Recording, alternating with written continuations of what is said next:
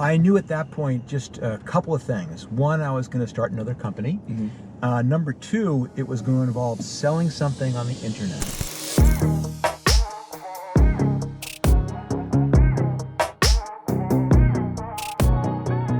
You had to pitch in a car, right? With loads of things, and you said you got personalized cats and dogs or something like that? Well, not the personalized cats and dogs. Personalized cats and dog food. Food, yeah. That's a much easier one to personalize. Yeah. I love the idea, though, of a personalized pet. But no, it was true. This is like way back in 1997 when probably a lot of your audience I was 7 years old. Wasn't born yet. They're going to be very young, yeah. But, you know, and I was... I knew at that point just a couple of things. One, I was going to start another company. Number two, it was going to involve selling something on the internet. And if possible, I wanted it to involve personalization. In other words, the ability to do something different for each individual person. But I was open to what it was. And I had a friend who I was working for at the time named Reed Hastings. He's the current CEO of Netflix. And he agreed that he'd be my angel investor. I would start and run it, he would fund it, he'd be on the board, but we needed the idea. And we drove to work every day. It wasn't quite a car as nice as this one. It was a carpool. Yeah, it was a carpool together. Yeah. And in the carpool, we brainstormed ideas. And the way it would work is he'd pick me up in the morning and get in the car. We had 40 minutes, just like this. And I'd pitch him my idea. I go, man, personalized shampoo by mail. Yeah. And he'd sit and look out the window and he'd go, that'll never work.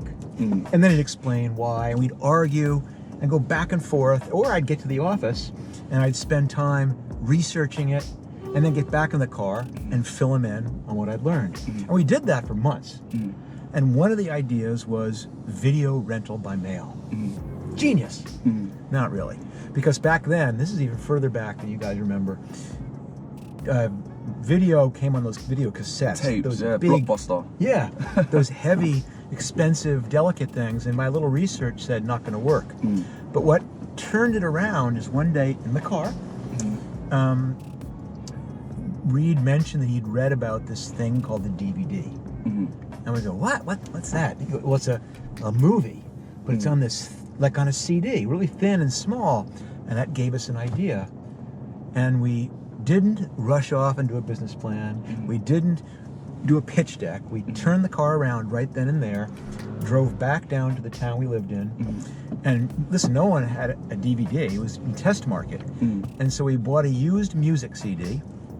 And then we went 2 doors down to a stationer's and bought a little gift envelope, like you'd put a greeting card in.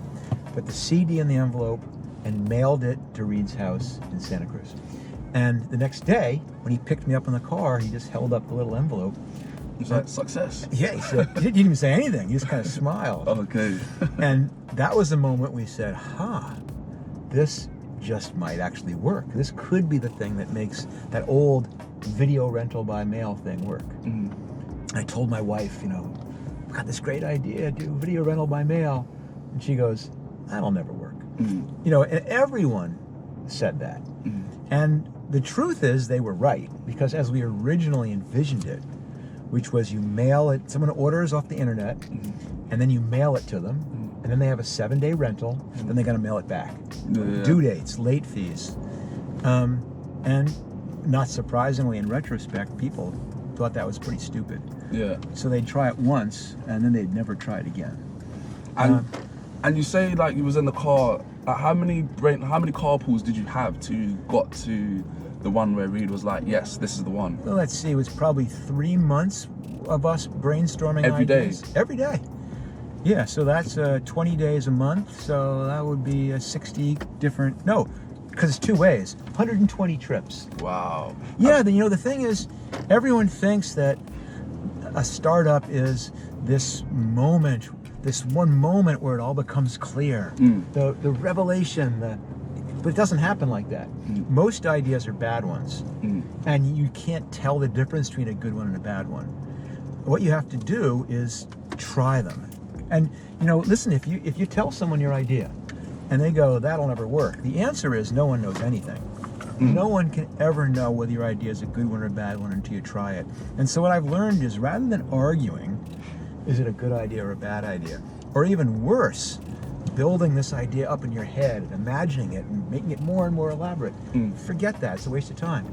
Just figure out a quick and cheap and easy way to test it, to collide your idea with reality.